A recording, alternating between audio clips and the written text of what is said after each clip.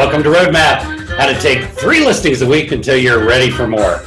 Each week we interview a great agent who is consistently taking 2, 3, 4 listings a week, and we have an exciting guest today. We encourage you to take notes and apply as much of their knowledge as quickly as you can, and then use the copycat principle. If you're watching on Vulcan 7 or the Lead Gen Facebook group, you'll have an opportunity to ask questions during the broadcast.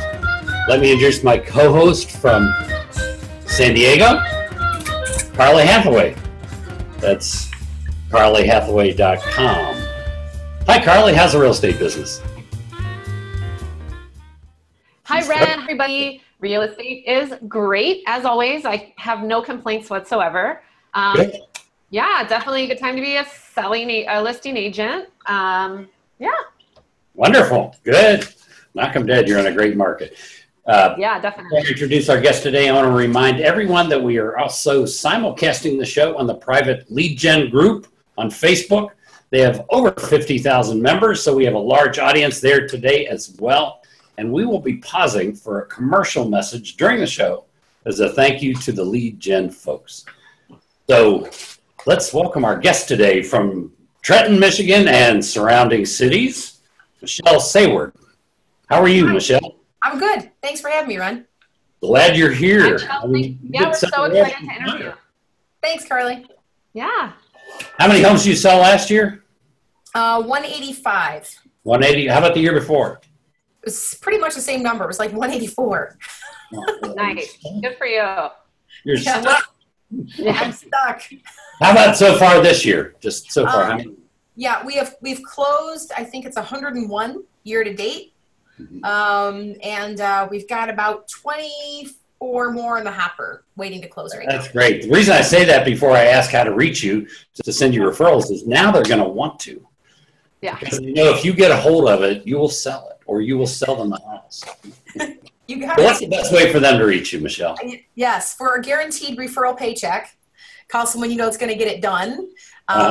My phone number is 734-322-3302. That's the direct line here at the office. Okay. That number again is 734-322-3302. Or you can find me online, thesawardteam.com. Thesawardteam.com. Yep. Thesaward, right? Correct. Thesaward. ARD. Team.com. Perfect. Okay, Correct. good. Thanks.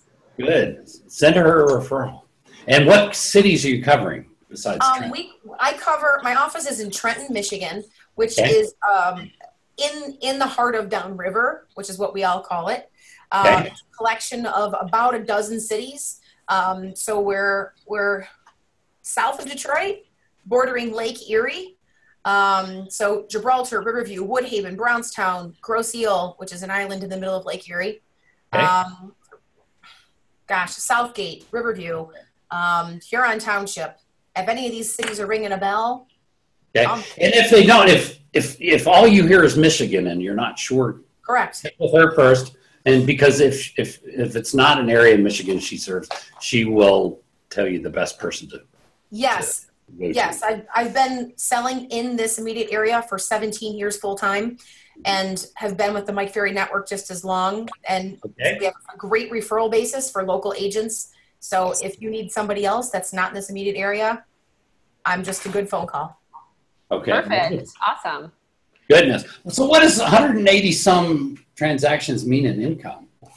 What is that? What kind of commission is that? What do you earn off of that? It was just under 900,000 last year. Ooh. You're close. You're close to that million marker. I know, Carly. You know where I'm going with this. You're going to get it. So what is your goal for this year? I moved and opened my own brokerage in June. So I did have a goal to exceed the 200 marker and go to 222 would be my magic number. But you do lose a little bit of ground in recalibrating a move. So although it's not what I want, I'm very cognizant of it. So yeah, of course, if I can hit that 200 marker, I'll be ecstatic. That's my now stretch goal. But if I can keep my exact same business production as I have for the past 2 years and be stuck again, I will be very happy. Yeah. Because moving is big deal when you move at this kind of a volume level. Yeah, you have to change everything, your marketing, your signs, everything. Yes. Yeah. It's big. Good. Well, you're obviously doing huge numbers, and I think everyone watching wants to do the same or as close to as they can. So you obviously run your business like a business. I hope. It's never good enough though, right, Carly? Right. Can always improve. Yeah. So can you kind of walk us through a typical day in the life of? Yes. Well, it's not been typical since June with the move, but prior to June and for my 17 years before June, my alarm goes off at 4:30. I'm at the gym at 5, back home by 6:30. Then I will shower, meditate. I'm a big believer in that. And while I'm getting dressed, I'm listening to something positive, as I'm putting my makeup on for the morning, listening to something good. And then I'm usually in front of my computer and on the phones by 9. So although I'm not calling as early as, maybe some people, I don't have time later in the day for exercise or meditation or anything like that, maybe other people have time for in the evenings, because I'm typically home around 7:30.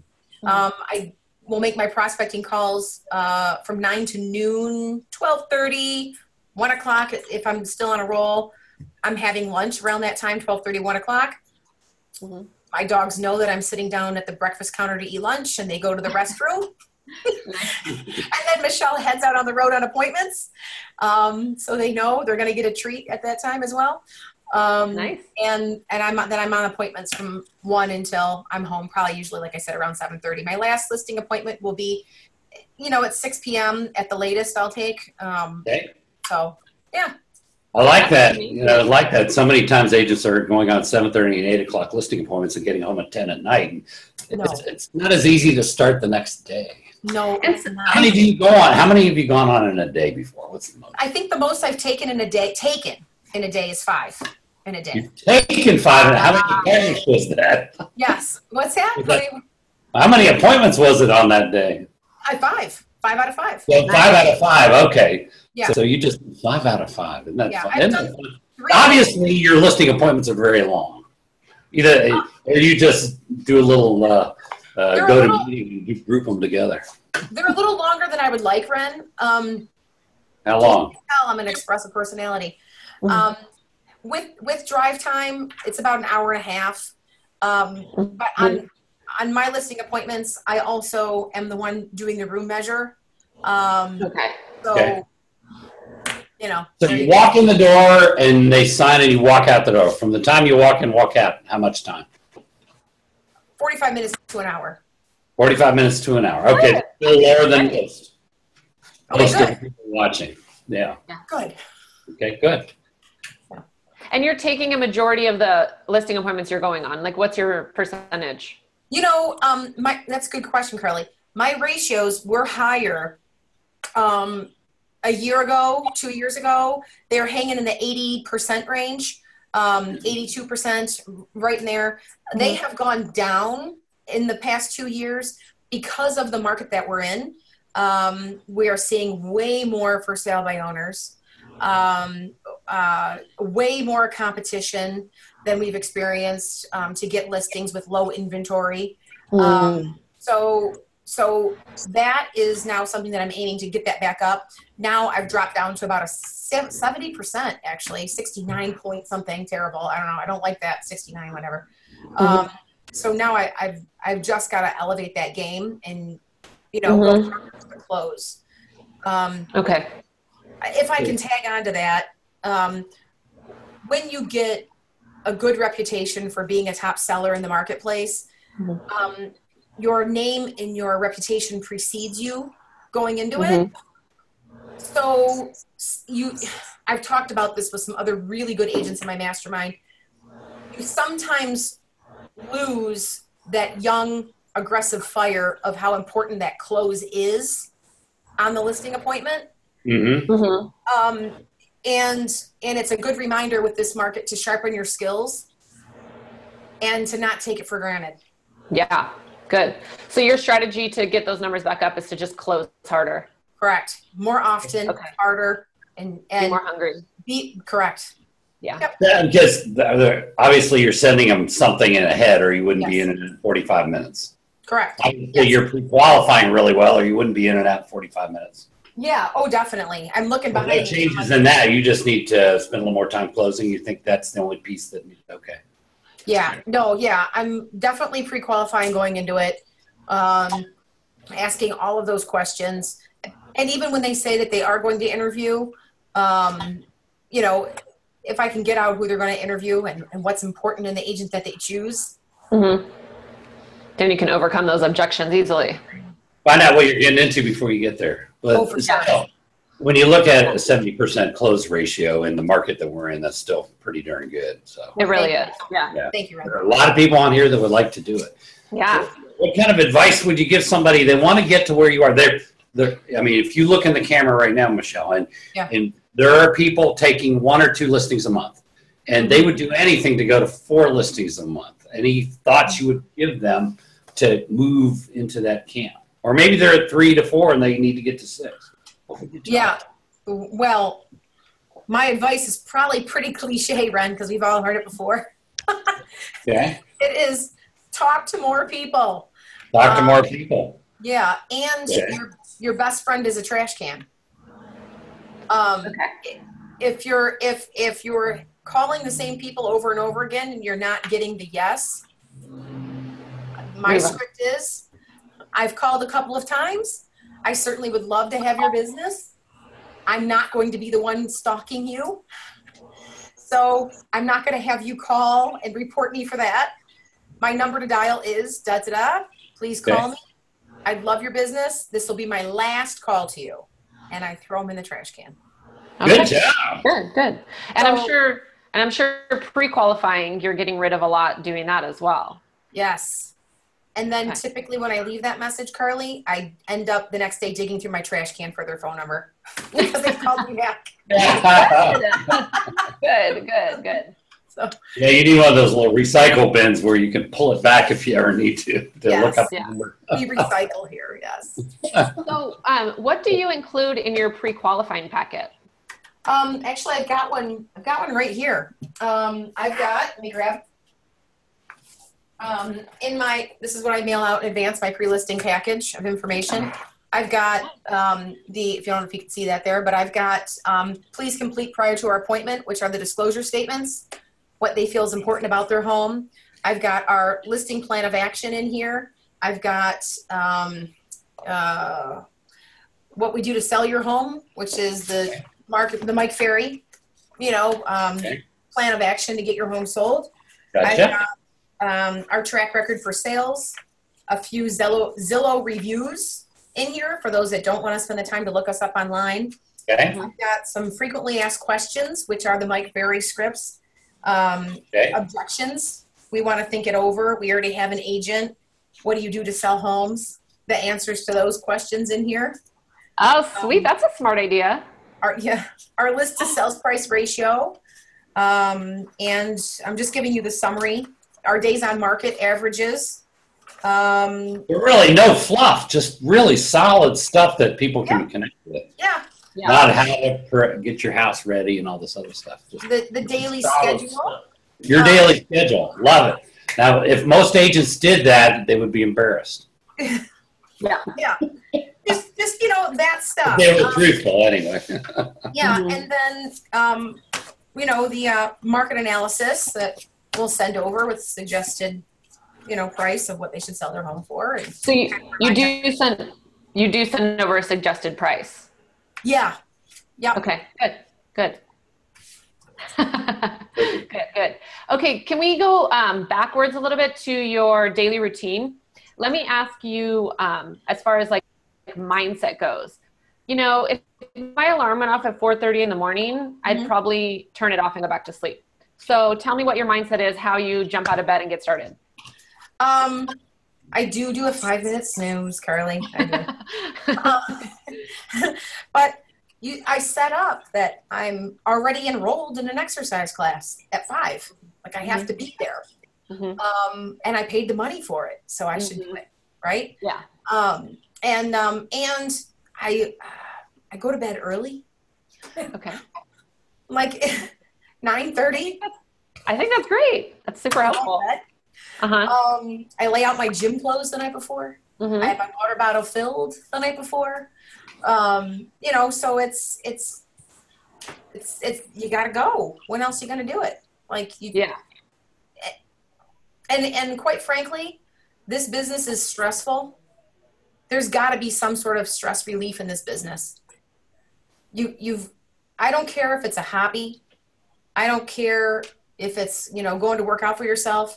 I don't care if it's, you know, you need time with your family, whatever it is. You need to do something for you, and you need to make it, I think, a first priority for yourself. Yeah. It's crazy.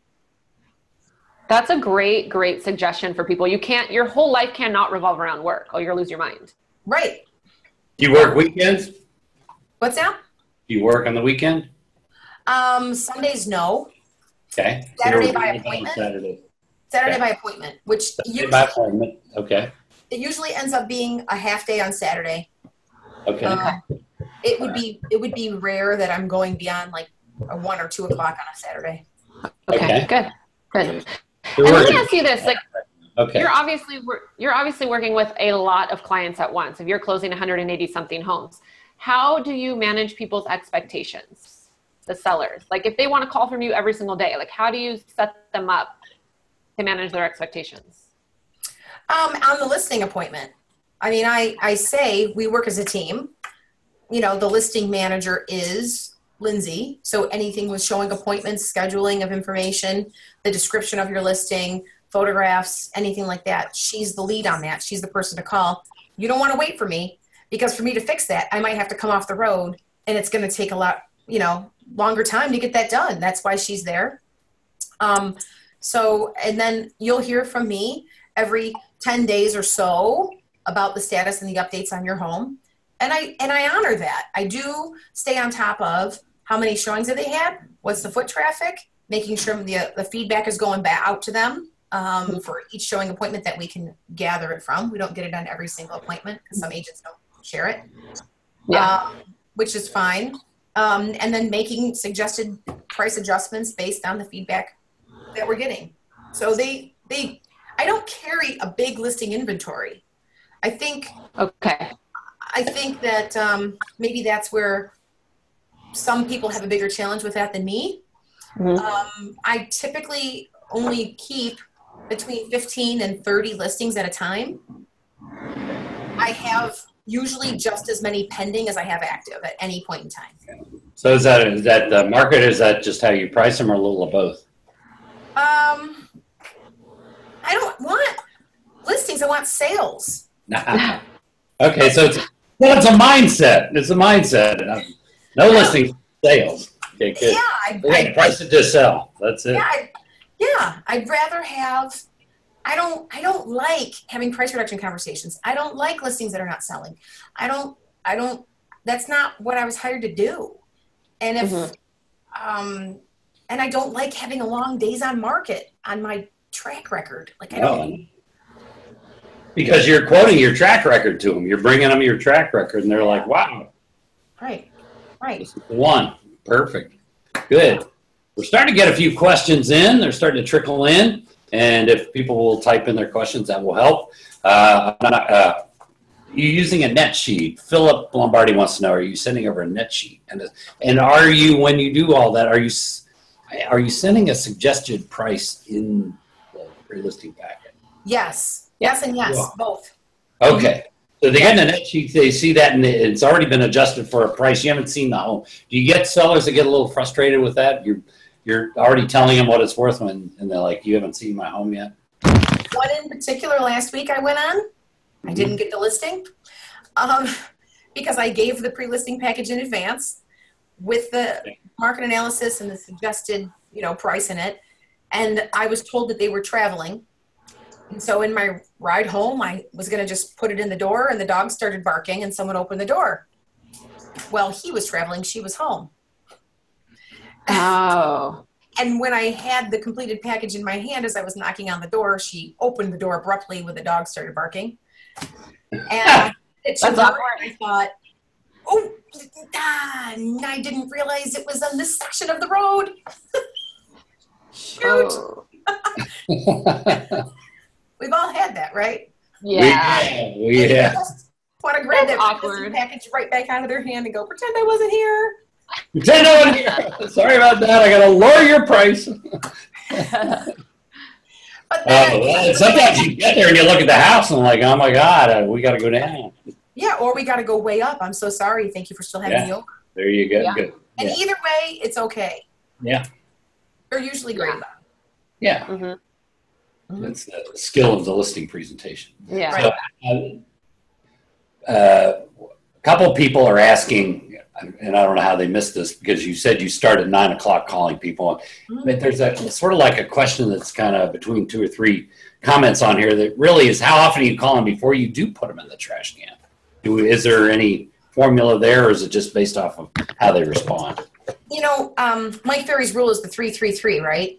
You call them 3 times, and and then if you give it 3 rings 3 times, and what is it, 3 conversations, and if they don't, then they're in the trash or whatever. But what I have found, because of how things have evolved with social media and the fast pace, like texting and emails, and the standards have gone way up for a level of communication, is that we'll call people 3 times the first day the lead comes in. Okay. Right? You got to call in the morning. Then 2 and 4. Before it's done. Yeah. And then if we can get them great, then we follow the 3-3-3 rule after that. Okay. Talk to them 3 times. Okay. You track a lot of numbers, and Janice Zaltman wanted to know what your contacts per hour is on a running average. My contacts per hour is low.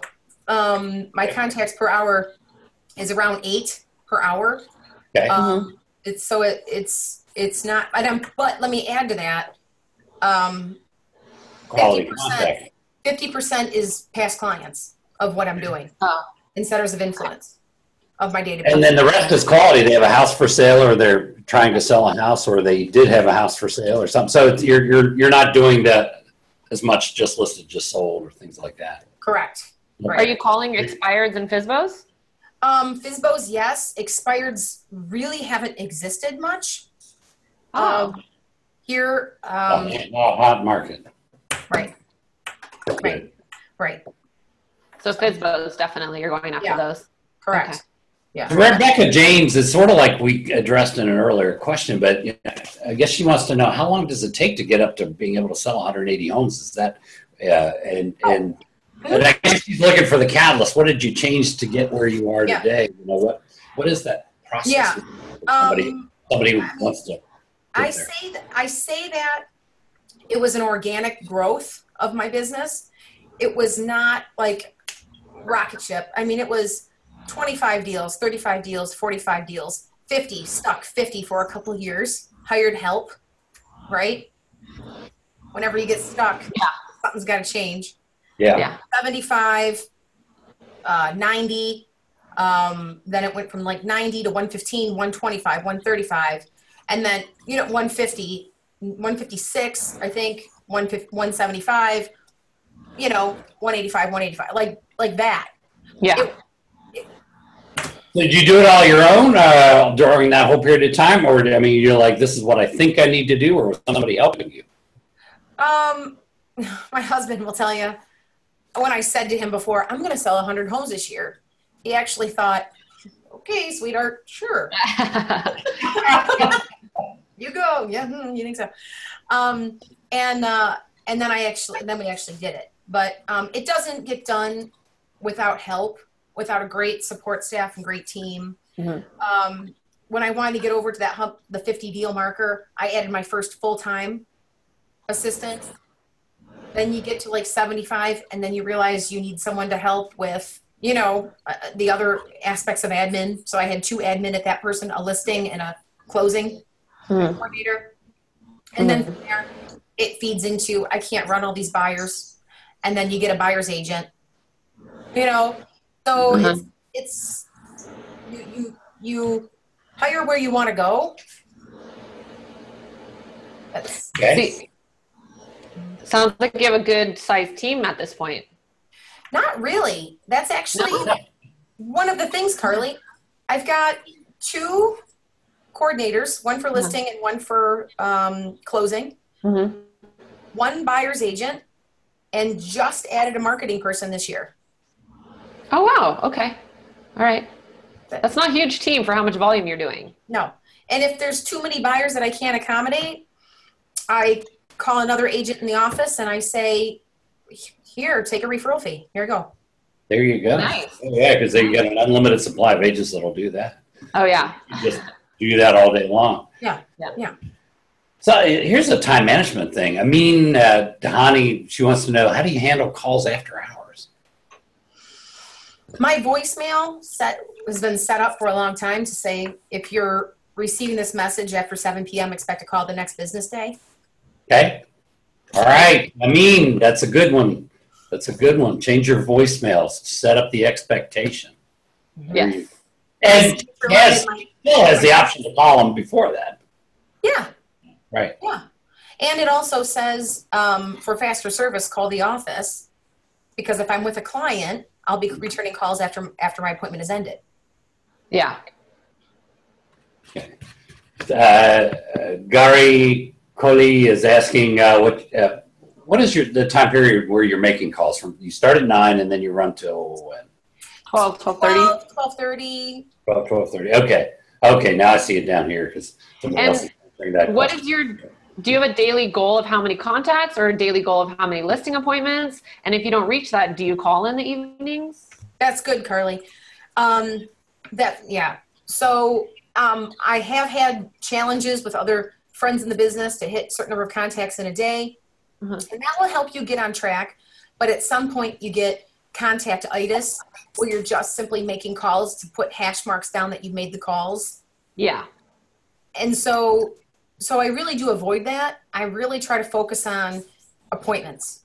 Okay. Do I feel that I've done the best that I can to set appointments that day? And focusing on the hot list of who am I really going after with laser focus to convert to an appointment. Mm-hmm. My coach every week, who's on the hot list. Who do you know that's going to buy or sell this week? Mm-hmm. And writing that down. In fact, Rebecca James was asking about your coach. You've been doing coaching all along. And I meant that earlier when I was asking, did you have help there? Somebody mentoring you in this process, or did you just try to figure it out all on your own over the last several years? No, coaching is huge. I've always had a coach. I quit coaching for about 6 months, and my production went down. So you weren't really saving any money, huh?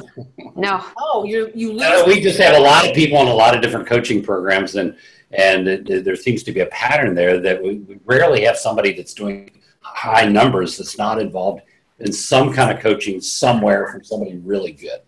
We just never see that. We just never see that.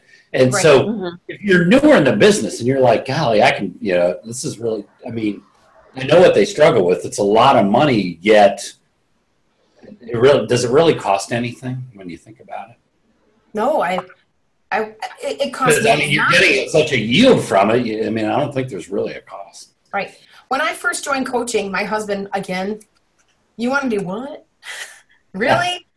But now, how much is a month? Right. Yeah. You do the return. It just makes sense. Yeah. Yeah.